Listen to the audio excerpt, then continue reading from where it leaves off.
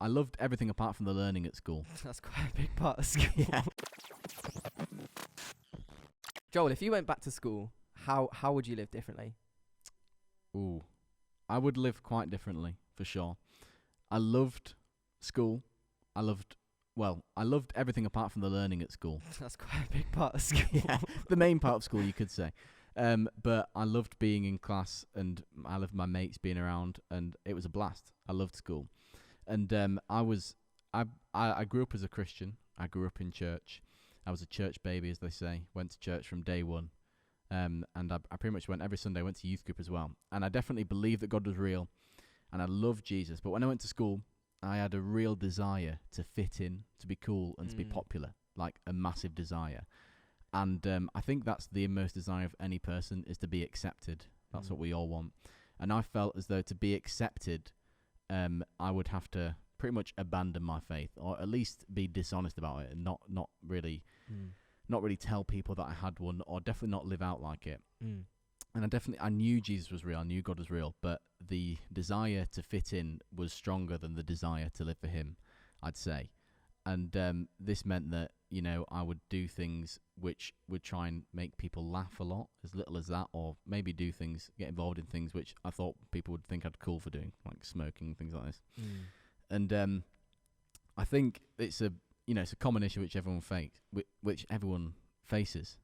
To fit in, I need to abandon Jesus. I know lots of young people who struggle to tell their friends about Jesus. Even saying his name at school is really weird, because obviously so many people are saying it as a swear word. Yeah.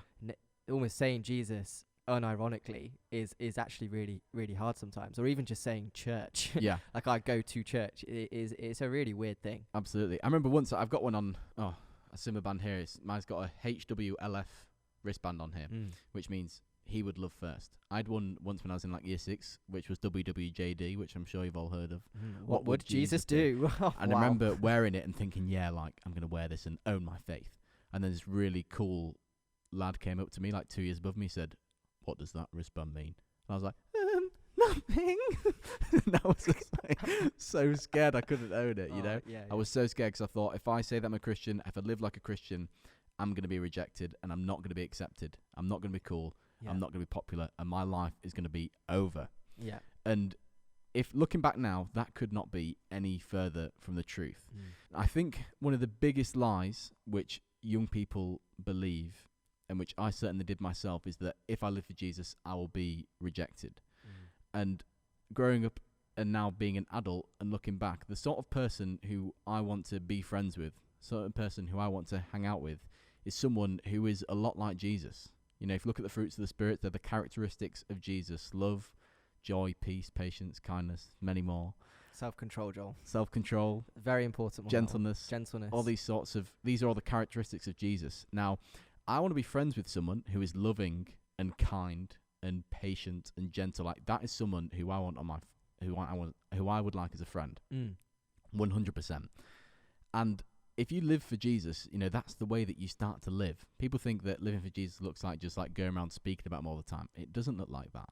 It looks like embodying his characteristics, in living the way that he did. And if you look at Jesus' life, like, he was persecuted for sure. Like, obviously he died on the cross because people didn't like him.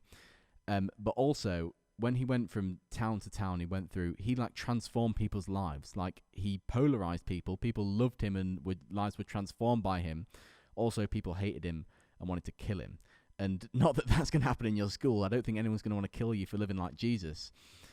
However, some people will possibly turn their nose up at you for living like Jesus, and they won't like it. But lots of people will absolutely love it as well. People are desperate for friends who are loving and kind. And if you start living like Jesus and embodying those things, I promise you will not be terribly rejected. It is not the end of your life. Actually, it may be the start of something real special. The start of stronger friendships. The start of people opening up to you. The start of you starting to really encounter what a true friendship looks like. Much more than just this fake sort of like acceptance because I'll be friends with you because you're cool sort of thing. It's shallow. Yeah, it's like superficial relationships are so present in school. I mean, Yeah. as I think you were saying earlier today, it's like you can't really remember the names of some people at your school who you thought you were so close cool. with. Yeah. Yeah. And I mean, it's so interesting because those relationships don't go down deep because ultimately there is no relationship there. If we think about what relationship really is, about loving each other and sacrificially giving up stuff for each other. And this isn't just romantic relationships, friendships. I mean, they're so important.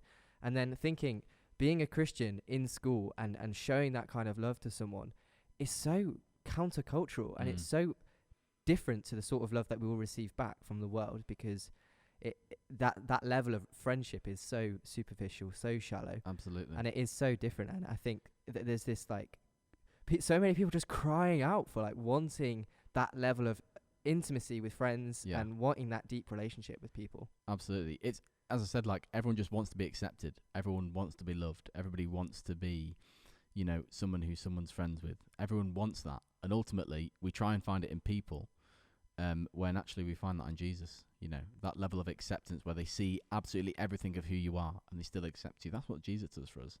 No, not many people in your life will do that. But just because you're trying to be friends with someone who's popular is not going to do that. And if your friendship with somebody is built upon the fact that they're popular and you want to be popular, then that's not a good friendship, as we've said. And there's nothing, you know, there's no depth, there's no life in that whatsoever. Even though it feels like there might be, there isn't any life in that whatsoever. Yeah, Jesus brings life to the full, and he doesn't reject us just when we mess up, unlike some friendships that can happen in school. And he loves us deeply, and there's nothing that we can do that will separate the love of God.